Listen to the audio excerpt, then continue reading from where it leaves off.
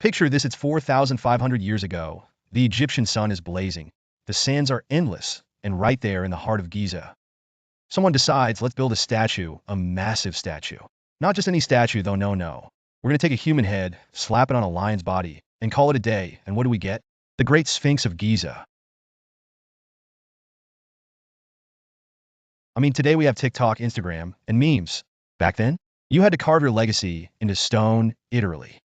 But the real question is why? Why build it? What does it mean? And what's the deal with that missing nose? Stick around, because today we're digging deep, literally, into the mystery of the Great Sphinx. Okay, first things first. The Sphinx is big, like really big. Imagine a lion, huge, majestic, and then plop a human head on top of it. That's what you've got. The statue is 73 meters long and 20 meters high. It's like an ancient billboard, but instead of selling you fast food, it's selling Pharaoh Khufu's power and greatness. Now, why a lion? In ancient Egypt, lions were symbols of strength and protection. The Sphinx was like a guardian. Think of it as the ancient equivalent of having a really intimidating security guard outside your palace. And the human head? Most likely, it's modeled after Pharaoh Khufu himself. Because let's be honest, what's the point of building a giant statue if you don't put your face on it? But wait, you're probably wondering, what happened to the nose? Oh, the million-dollar question now. There are a lot of theories. Some say Napoleon soldiers used it for target practice, but that's probably just a myth.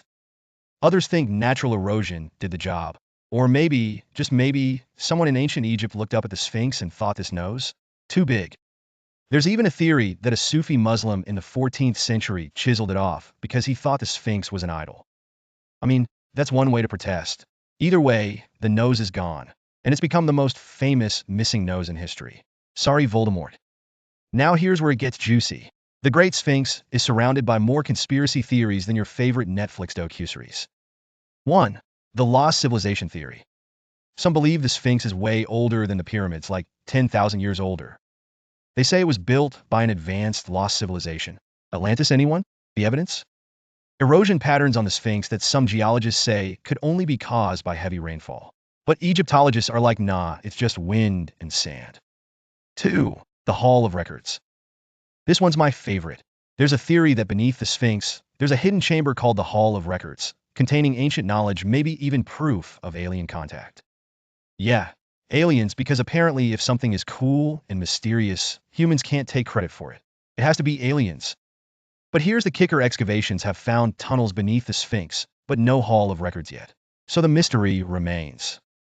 Let's get practical. How did they even build this thing? The Sphinx was carved directly out of a single limestone rock. No assembly required. But here's the mind-blowing part, the workers who built it weren't slaves. Recent evidence shows they were skilled laborers, probably treated well, and fed bread and beer. So next time someone tells you ancient Egyptians only used slaves, hit them with a nope, and they used carbs and barley. And what's the purpose of the Sphinx? Was it just a giant PR stunt for Khufu? Probably. But some experts think it also had a religious function, symbolizing the sun god Ra, and acting as a protector for the pyramids.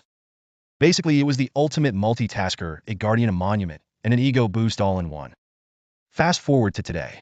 The Sphinx has been through a lot: sandstorms, erosion, and of course modern pollution. Keeping it intact is a full-time job. Restoration projects have been ongoing for decades.